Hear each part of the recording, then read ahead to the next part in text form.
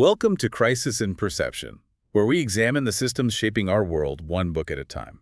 Today, we are undertaking a deep dive into the very architecture of modern economic thought, guided by Yanis Varoufakis' Foundations of Economics, a beginner's companion.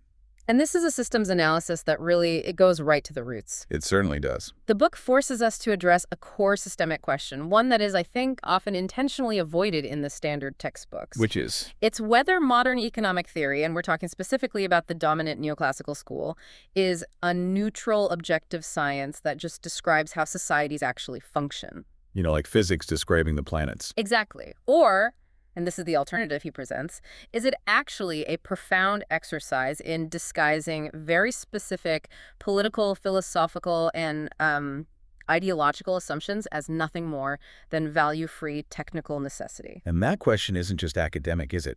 It's incredibly urgent. Oh, completely. Because these economic models, they're not just abstract theories sitting on university hard drives. They are operational systems. They dictate massive global policy decisions. They mold educational curricula, and they fundamentally frame public discourse all over the world. And when a model presents itself as describing an inevitable law of nature, a kind of social physics, it immediately, almost by definition, limits the range of possible solutions we're even willing to consider. For huge societal issues. Right. Whether we're talking about spiraling inequality, climate change, or, market stability. All of it. So we really need to look at the machinery itself. Our mission in this deep dive is not to debate individual economists or to take sides on partisan policies. Yeah.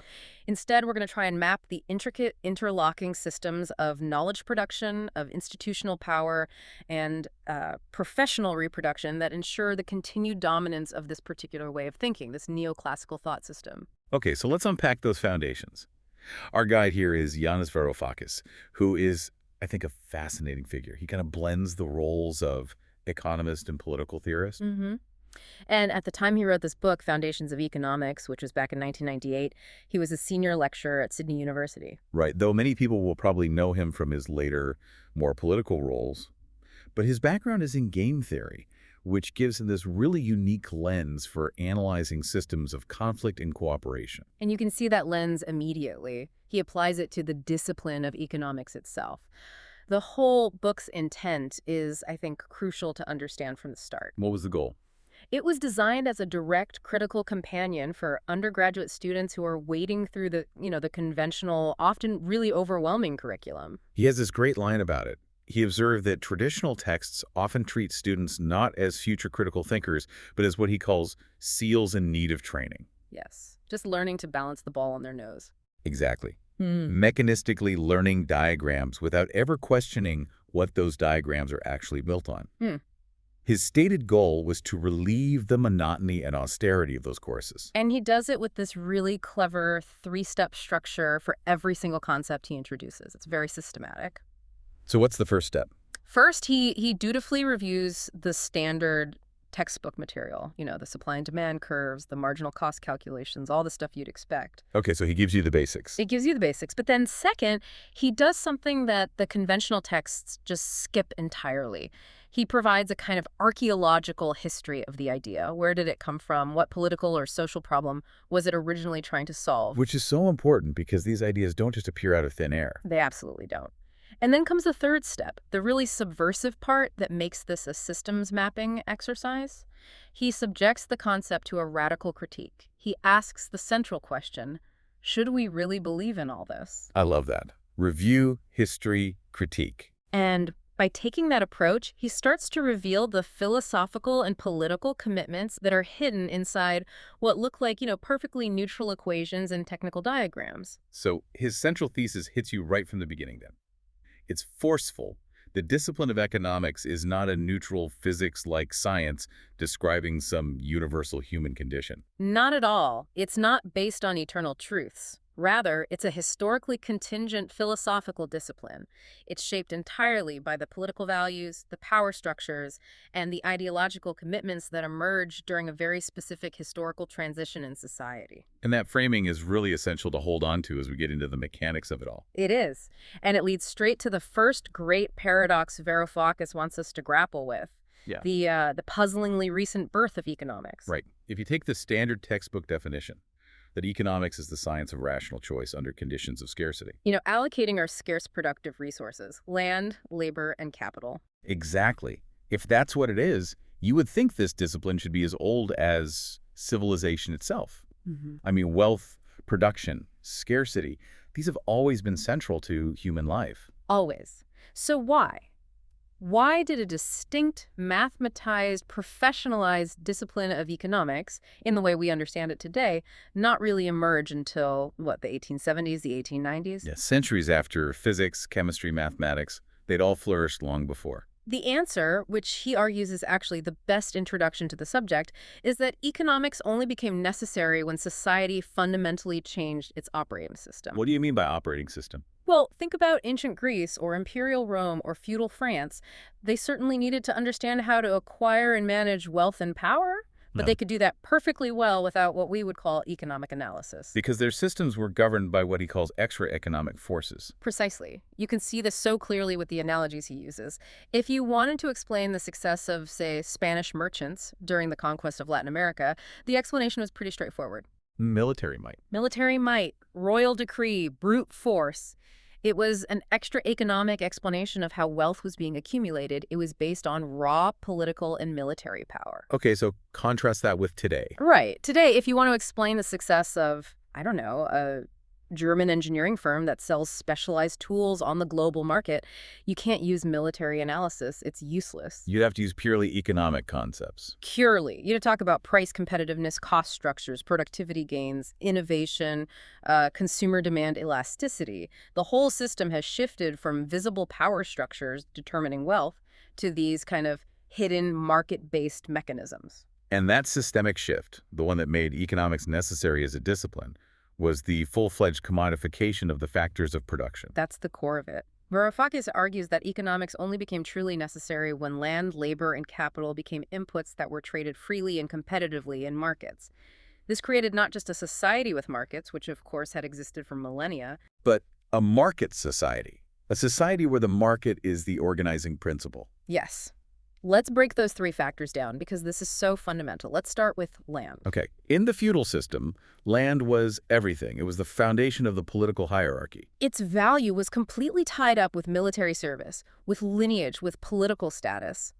A feudal lord might rent or sell a parcel of land, sure, but the ultimate transfer was regulated by inheritance laws and political alliances. It wasn't determined by a market price based on what would generate the most profit. Not at all. In fact, selling off your inherited land just for profit would often be socially taboo or even legally prohibited. It wasn't just another asset. But then you have this revolutionary moment in Britain, which Varoufakis really highlights as being crucial for the birth of this market society. We're talking about the enclosure movements. The infamous enclosures. This is when landowners started forcibly consolidating and fencing off common lands, lands that peasants had used for subsistence for generations. And they turned them into, what? Highly profitable grazing fields for sheep. Mostly, yes. Driven by the booming wool trade. And in that moment, land was instantly transformed From a social asset the foundation of peasant livelihood and political stability. into a purely economic asset, an input for production whose value now just fluctuated wildly with commodity prices. And that wasn't just a change in farming technique. It was a political decision by the system to treat land as a commodity. Which brings us to labor. The second factor. In medieval society, the toil of peasants or slaves was, it was undeniably exploited. But it wasn't bought at a wage that was determined by a competitive market. A serf's obligation to their lord was fixed. It was defined by tradition, by the threat of violence, and I guess the possibility of revolt. Exactly. The distribution of the harvest was fundamentally a political matter. It was determined by the lord's leverage and the power dynamics between the monarchy and the local barons. So what happens when the land is enclosed? All those evicted peasants are thrown into the streets. You suddenly have this massive displaced population that has absolutely nothing left to sell. Except their time, their effort, their ability to work. Which created this brand new commodity called labor. And the price of this labor was now determined by the sheer desperation of these former peasants competing against each other for any work they could find. And that sets the stage for everything that follows. Competitive wages, unemployment, the industrial factory system. It's all there. And the final factor is capital. Tools, machinery, finance. In feudalism, this was also very different, right? Tools were often made locally, Their allocation was rigidly controlled by guilds. Yes, and the guilds deliberately restricted innovation and competition. Their goal was to protect their own members, not to maximize output. Capital wasn't mobile. It certainly wasn't being allocated to its best possible use based on a competitive rate of return, the way modern economists just assume it is. So this shift to capitalism, it wasn't some slow, gradual, natural evolution. Far from it. It was a violent, disruptive political and social transformation. It concentrated land ownership, and it created this newly available class of wage laborers, and the result was massive social dislocation and suffering. But, and this is the critical point. There was no single person to blame. Exactly. No single institution you could point to. History started moving in these unpredictable, seemingly self-governing ways.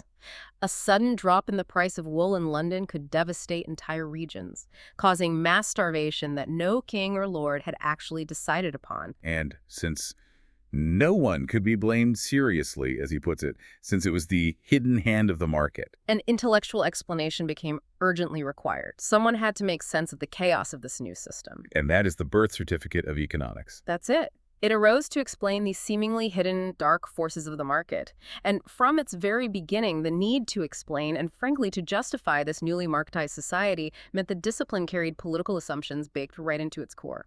Specifically, the idea that these markets were somehow natural and inevitable.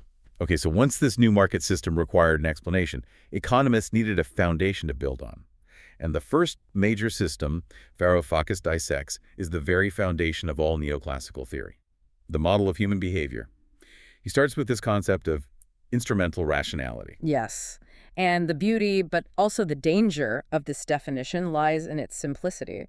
Neoclassical economics deliberately sidesteps all the complex philosophical debates about what's moral or what's psychologically true. It defines rationality purely instrumentally. What does that mean, instrumental? It means that being rational is simply knowing how to use your means, your resources, your time, your money as efficiently as possible to achieve your predetermined ends, your objectives. And those ends are just called utility. Just utility, maximum satisfaction. Now, that might sound like common sense, but as he points out, it immediately encodes this huge systemic assumption, the existence of Homo economicus. The economic man, this cool, fastidious agent who is a meticulous computational utility maximizer, always balancing the pros and cons of every single choice with perfect accuracy.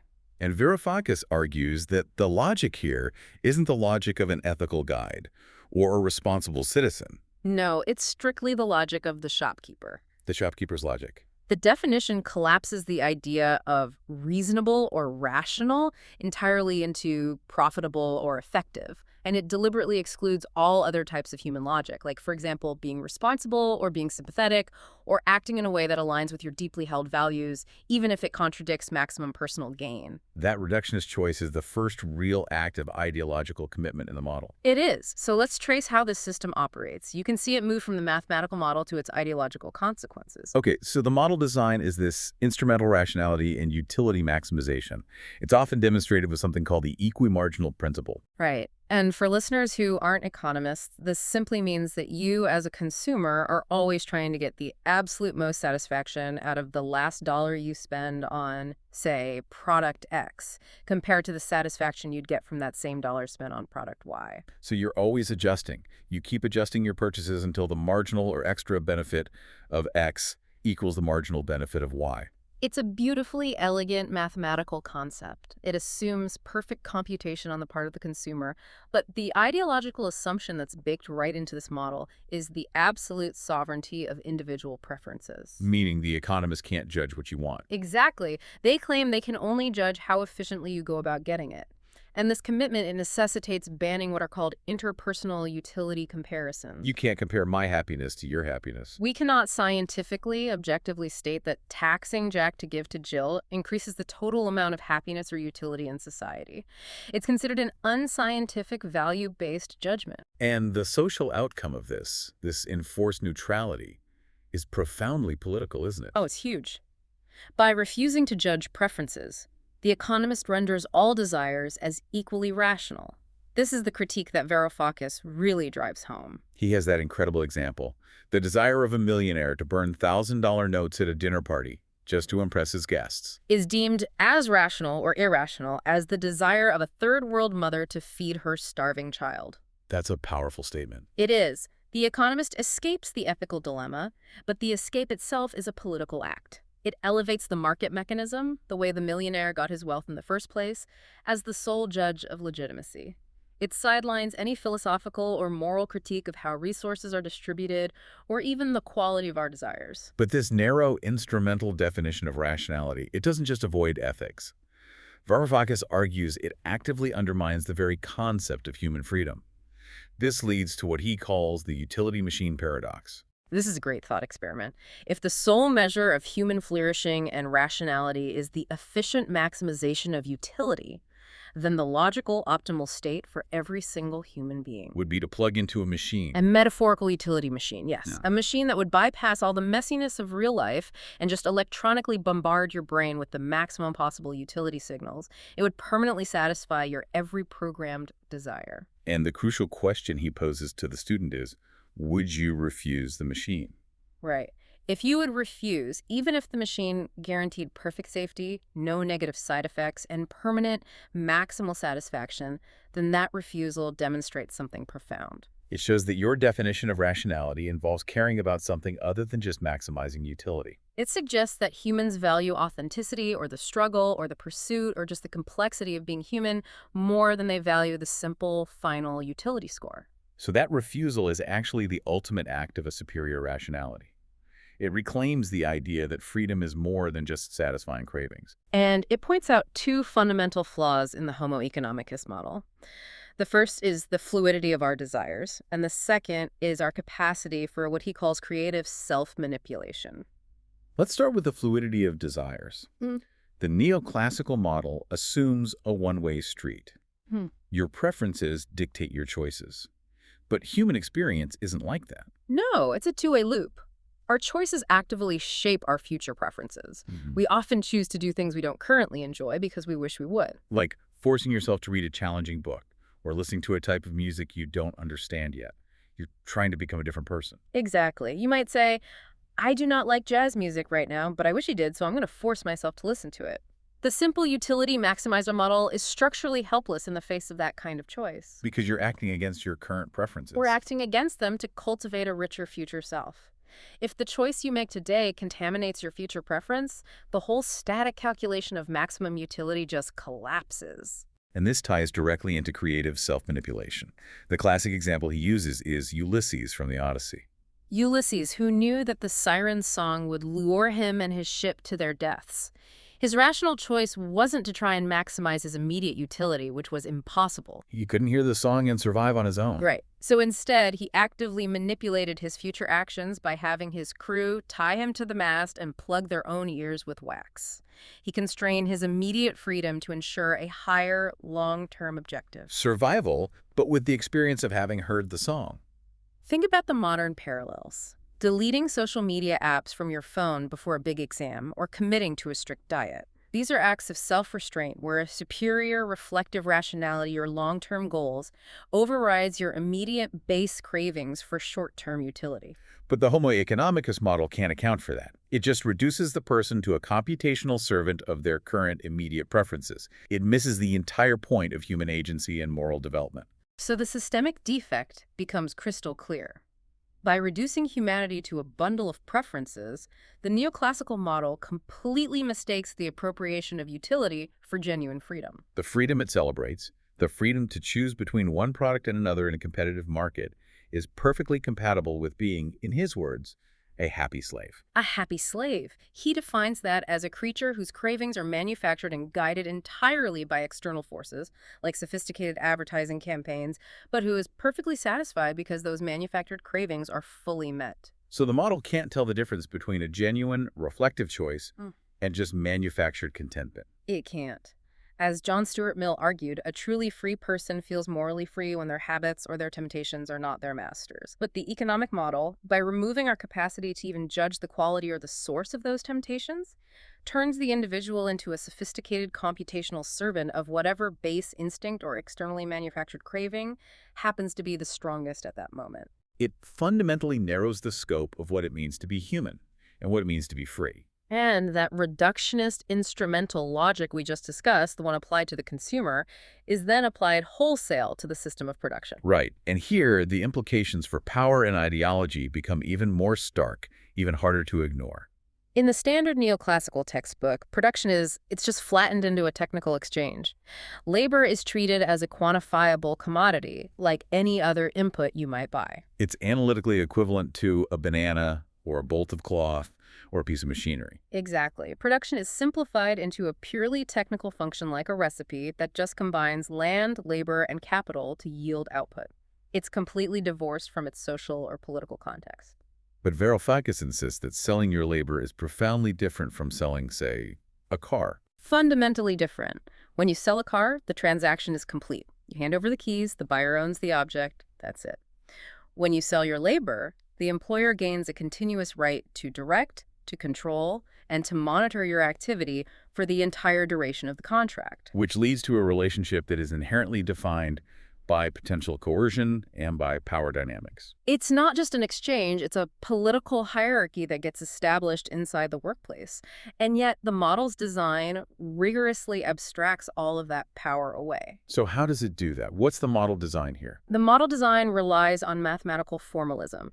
It uses tools like production functions and these things called isoquants. These are basically curves that mathematically show all the possible technical combinations of inputs, like how much labor combined with how much machinery, that can yield the exact same level of output. But that math isn't neutral. It's not benign, no. The ideological assumption that underpins it is that the employer-employee relationship is purely mutually beneficial, it's consensual, and it's analytically symmetrical to any other trade you might make in the market. It reduces that whole complex social relationship to a simple exchange of labor units for money. It just obscures the transfer of power that's inherent in that hiring contract. And the powerful social outcome of this mathematical formalism is that it consciously filters politics out of economics by design. Exploitation, coercion, power imbalances in the workplace. They become fundamentally invisible to the economic theorist using these models. The model implicitly endorses the liberal political view that basically anything an employer can achieve within the existing market rules is acceptable. Because the market itself is assumed to be fair. It's a closed loop. You raised a crucial point earlier about why neoclassical economics needs to treat labor like a banana. It's because that equimarginal principle, that balancing act for consumers, it can only be applied to production if all the inputs are, analytically interchangeable units. Yeah. Exactly. If labor is complex and human and political, you can't use the same neat calculus to determine the optimal mix of inputs that gives you the highest profit. Mathematical unity, in this case, requires ideological sacrifice. You have to sacrifice realism. And the architects of this school of thought, people like Alfred Marshall and Leon Walras at the end of the 19th century, they were deeply aware of this, weren't they? Oh, absolutely. They wanted to professionalize economics. They needed to free it from the messy political battles that had characterized the work of their predecessors, Adam Smith, Ricardo, Karl Marx. They wanted respectability. And respectability meant mirroring the hard sciences. It meant mirroring Newtonian classical mechanics. They had their equivalent of the heavenly bodies, the decision makers. They posited a kind of gravitational constant utility maximization. They described the motion mathematically with the equimarginal principle. They needed this structural rigor to get funding and professional legitimacy over the other, less mathematical social sciences. This pursuit of scientific neutrality, it led to the invention of this idea of positive economics. Yes, the objective scientific study of how things are, supposedly free of any political passion or ethical judgment. And they deliberately segregated that from normative economics, which was the realm of moral judgment about how things should be. But hold on, isn't the pursuit of mathematical rigor and scientific precision a good thing for a discipline? I mean, if economics wants to influence policy, surely it needs to speak the language of hard data and prediction, which often requires complex math. Is it really fair to call this a priesthood if it's just about establishing high standards of technical competence? That's a really fair challenge, and it gets right to the heart of the critique. Varoufakis isn't saying that math is inherently bad or evil. He's saying that in economics, the choice of which math to prioritize, and more importantly, which assumptions that math requires you to make, is itself an inherently political act. So the rigor itself becomes the camouflage. The rigor becomes the camouflage. The moment you define rationality in this narrow, instrumental way, That definition is loaded with political content, regardless of the fancy equation that follows it. The math isn't neutral if the inputs like Homo economicus are themselves ideological constructs. So the best way to push a political agenda, let's say, arguing for minimal government intervention in the market. Is to convince everyone that you don't have an agenda at all, that your conclusions are simply the result of objective, neutral mathematics. And this leads directly to the system's incredible ability to defend itself from criticism. It's an extraordinary self-defense mechanism. Varoufakis discusses how someone like Milton Friedman argued that economists should only judge a theory by its predictive power, regardless of how unrealistic its assumptions are. Even if it means modeling humans as computational machines or completely ignoring power dynamics in the workplace. It doesn't matter, according to that view, as long as the model predicts. But here's where the maneuver comes in. When economic predictions based on these simplistic, mathematically convenient models fail, say, a model predicts low inflation, but you get high inflation. Which happens. It happens. The economist has a unique intellectual escape hatch that a physicist just does not have. What do you mean? While a physicist can't blame the atoms or the planets for failing to obey the laws of nature, but the economist, when their predictions fail, can always blame the economic agents, the humans, for acting irrationally, or they can blame some exogenous factor outside the model, like a sudden shock of irrational expectations. Which means the theory itself is often inoculated against being proven wrong. It's unfalsifiable. If you can always blame the people you're studying every time they deviate from your theory, then the core theoretical assumptions, like utility maximization, are rendered basically untestable.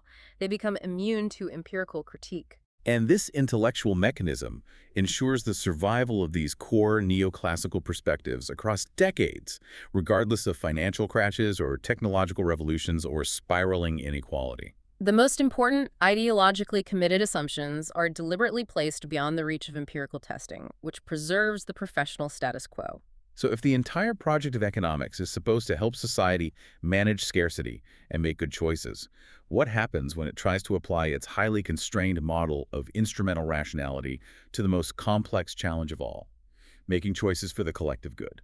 This is the realm of welfare economics, and it represents either the crowning achievement or perhaps the tragic flaw of the entire neoclassical project. It culminates in what are known as the two fundamental theorems of welfare economics. Okay, what's the first theorem? The first theorem is the miraculous claim that is taught in every Econ 101 class. It's that competitive markets, if left to reach a long-term equilibrium, are the most wonderful machine for efficiently transforming resources into the maximum possible basket of goods. This is what's known as Pareto efficiency. And to clarify that for our listeners, a situation is Pareto efficient if it's impossible to make any one person better off without simultaneously making at least one other person worse off. Exactly. It sounds like a perfect ideal of efficiency, doesn't it? It does, but it's a very weak moral standard when you think about it. Incredibly weak. A situation where one person owns 99% of all the wealth and 99% of the people are starving is technically Pareto efficient. Because taking a single crumb from the rich person to give to a starving person would make the rich person marginally worse off. And that's forbidden by the definition. Yet the theorem suggests that this horribly unequal outcome is maximally efficient. So what about the second theorem of welfare economics? What's the policy solution it offers? This one is incredibly powerful politically. It says that any desired efficient outcome and distribution of wealth can be achieved. All you have to do is select the initial endowment of resources, decide where everyone starts the race, and then let the competitive market run its course. So the systemic illusion this creates is captivating. It's a message to policymakers. It is. It tells them markets are inherently miraculous technical mechanisms. The only moral or political choice you need to make is where to set the starting line, how much initial wealth redistribution you want to do. After that, any more intervention is dangerous because the market will find the perfect, efficient outcome all on its own. It neatly separates the idea of market efficiency from the idea of social justice, and it frames justice as just a one-time adjustment at the beginning. A one-time fix. But Varoufakis argues this theoretical paradise just collapses immediately when it's confronted with reality. Even if we ignore all the philosophical flaws of Homo economicus, markets inevitably fail. They fail because of inherent coordination problems and institutional failures. Okay, let's take institutional failure first. What does that mean? Well, we often deal with things like public goods, like clean air or national defense, things we all enjoy that you can't exclude people from. Or externalities, like pollution, where the costs are borne by people who aren't part of the transaction. Right, and asymmetric information. Varoufakis uses the classic secondhand car market problem. If buyers can't instantly tell the quality of a used car, sellers of good cars get driven out of the market, and the market becomes dominated by lemons. So this failure of information leads to a permanent market inefficiency. It does. But the more insidious problem is coordination failure, which is often associated with Keynesian uncertainty. And this is a crucial systems concept. The market fails not because people are irrational, but because people predict failure. And that very prediction causes the failure. Can you give an example of that? Sure. Imagine a recession is looming. Firms start to fear that future demand will be low, so they cut back on investment and lay off workers to be safe. Okay. But those laid-off workers now have less income to spend, which validates the firm's initial fear of low demand. Everyone acted perfectly rationally based on their individual prediction, but their collective choices resulted in the worst possible outcome for everyone. So in a coordination game like that, people fail to choose the option that benefits the collective simply because there's a lack of shared trust caused by uncertainty. The market is supposed to solve this, but often it just makes it worse. Precisely. But the greatest, most devastating challenge to the whole neoclassical project, he calls the third theorem that textbooks took years to acknowledge and often bury in the appendices, is Arrow's impossibility theorem. And this theorem, he says, mathematically annihilated the hope of constructing a truly rational society. It did. And it connects directly back to that ideological assumption we talked about earlier, the ban on interpersonal utility comparisons. Because economists can't scientifically say that my suffering is worse or better than your pleasure. Right. Because of that ban, any attempt to aggregate all of our individual preferences into a single, coherent, rational social utility function for society to maximize is mathematically doomed to fail. So the system tracing here is profound. The model design is this attempt to find a single objective social utility function that society can maximize. It's trying to make societal choices technical and instrumentally rational to avoid the messiness of politics. But the mathematical outcome Arrow's theorem demonstrates that if you demand some very basic democratic criteria for a social choice mechanism, Like what? like, for instance, demanding that if everyone prefers X over Y, then society as a whole must prefer X over Y. If you demand that, and you also insist on banning interpersonal utility comparisons, it is mathematically impossible to consistently aggregate all our contradictory individual preferences into a coherent social ranking or choice. That's devastating. It means that after all the mathematical rigor, all the complex diagrams, and the entire pursuit of physics-like certainty, Economics cannot tell us what policy or even what configuration of the market actually serves the common good. the discipline is forced to crash land, as he puts it, right back into the mire of political and philosophical debate, the very place its founders tried to escape from 150 years ago. Exactly. Decisions about the common good now depend entirely on your pre-existing ideological commitments. Do you favor a Rawlsian social democracy, which prioritizes justice for the least well-off? Or do you favor Nozikian libertarianism, which prioritizes the absolute protection of property rights? Economics, relying on instrumental rationality, has no technical way to decide between them. So if the theories are so mathematically and philosophically crippled, why do we constantly hear policymakers and economists issuing these incredibly confident recommendations, privatization, deregulation, austerity, and claiming that they boost social utility? It's a performative function. They cling to the idea that the rational society is possible, or at least they act as if it is. Varoufakis argues that the neoclassical project often requires the textbook to just pretend the dream goes on. They bury the devastating implications of Arrow's theorem and continue to issue these confident technical policy recommendations, even when the theoretical scaffolding they need to justify them has been mathematically destroyed.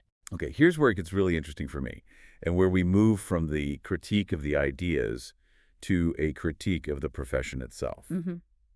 If the core theories are philosophically flawed, based on this impoverished view of human nature, and are mathematically incapable of delivering coherent policy prescriptions for society, why does this system persist?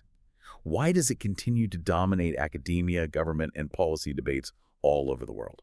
It persists because it's sustained by an incredibly resilient, interlocking system of professional incentives and institutional feedback loops.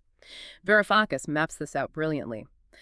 We have to identify the actors, the incentives, and the narratives. The primary actors seem pretty clear. You've got the academic economists themselves, the institutions they work in, like universities and research centers, the policymakers and business leaders who fund and employ them. And critically, the students. The students entering the field who then become the next generation of actors in that same system.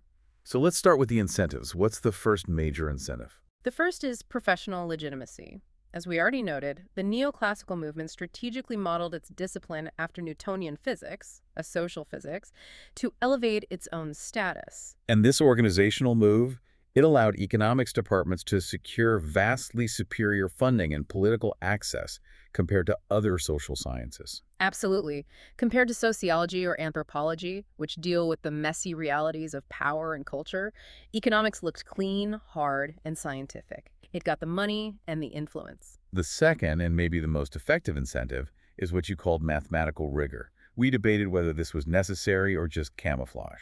And Varoufakis argues pretty strongly that the complex mathematics acts as an impenetrable self-reinforcing fence. It keeps the critics out. If you're trained in the humanities or other social fields, but you can't navigate the advanced calculus, you can't really criticize the core assumptions in a way that the profession will listen to. So this mathematical barrier, it requires aspiring economists to dedicate years of pretty painful training just to master the techniques.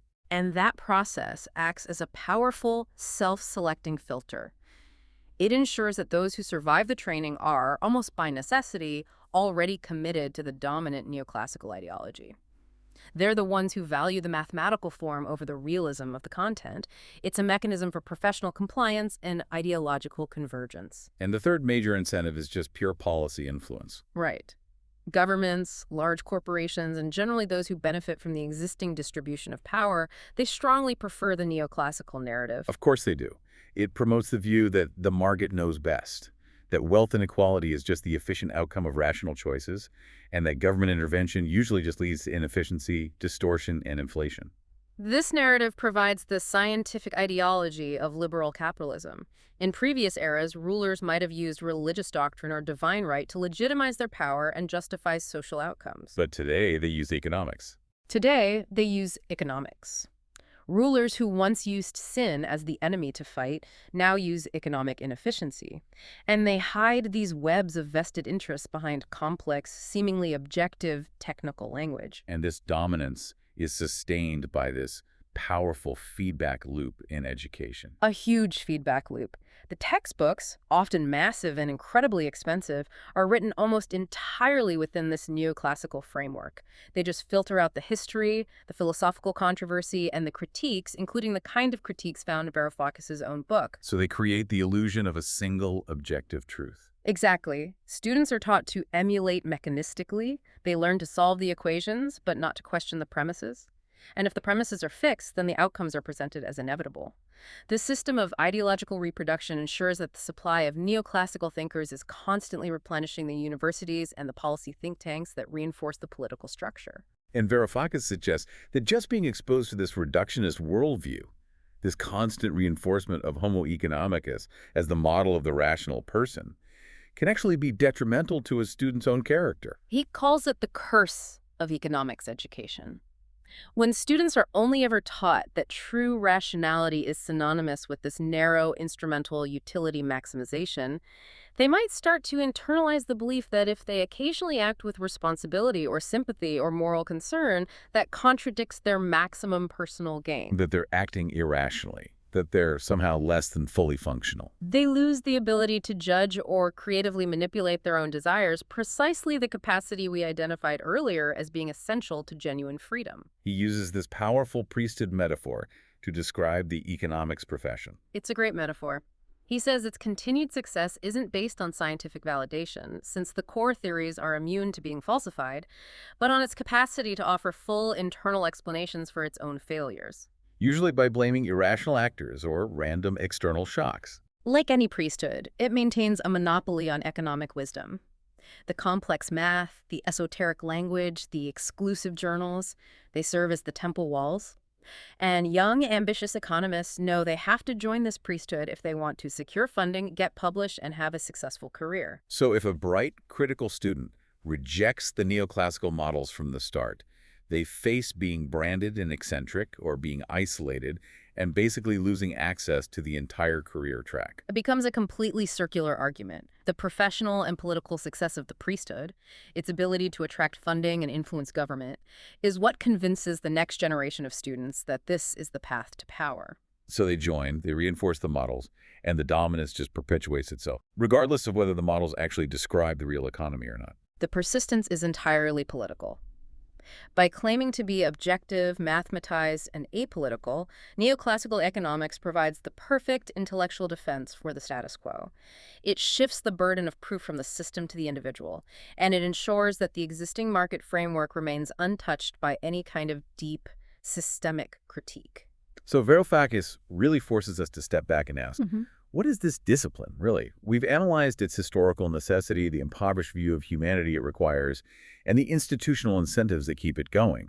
So what does this deep dive mean for us and for the whole project of crisis in perception? I think first we have to recognize that economic theory is a hybrid. It's a blend of technical science, insofar as it does describe certain processes and profound political ideology. It's not one or the other. It's both. It is deeply bound up with the history and the political conflicts of the society it emerged from. It's not an eternal, universal description of human affairs. It's a human construct, and it's contingent on a very specific type of society, a market society existing. Second, the accepted definition of rationality as just the efficient satisfaction of your existing preferences, this instrumental rationality, it's tragically narrow. You could even argue it's anti-human.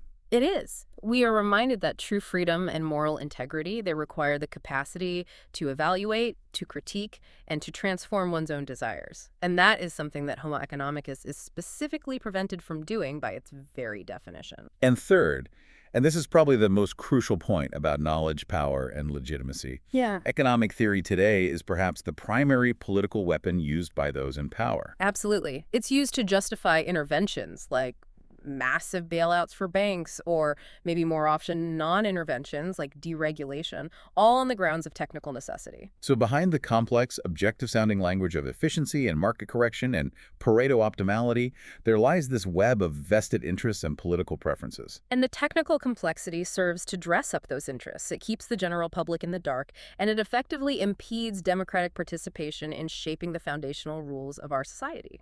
And this perspective links directly back to the core themes of crisis in perception. It shows how systems, in this case systems of economic thought, are used to shift the blame from structural failures to individual failings. Irrational consumers, bad incentives. Right. It demonstrates how high-level expertise can be used to conceal ideology, making what is fundamentally a political dilemma sound like it's just a mere technical calculation. And because of this sustained professionalization and this political utility, what we call common sense economics, the idea that markets are natural, efficient, and self-correcting, it feels completely inevitable. It feels like gravity. Varoufakis' work is like an instruction manual on how to see past that perceived inevitability. His final reflection, I think, serves as the ultimate provocation for any student or any citizen who's engaging with economics today. Which is that the goal of studying this discipline isn't necessarily to learn a set of technical truths, but to learn how not to be deceived by economists. That's a powerful thought. It is. By critically studying the dominant economic mythology of our age, even if we believe it contains very little truth about the actual economy, we equip ourselves to resist the deceptions of those who employ that mythology to maintain power. So the choice of which economic theory to believe is, in the end, the choice of which human story we believe. We're left with the realization that the battles between competing economic perspectives, neoclassicism, Keynesianism, Marxism, libertarianism, these aren't just technical debates. No, they are highly political, philosophical, and ideological contests, and they echo these ancient skirmishes about human nature and what constitutes a good life.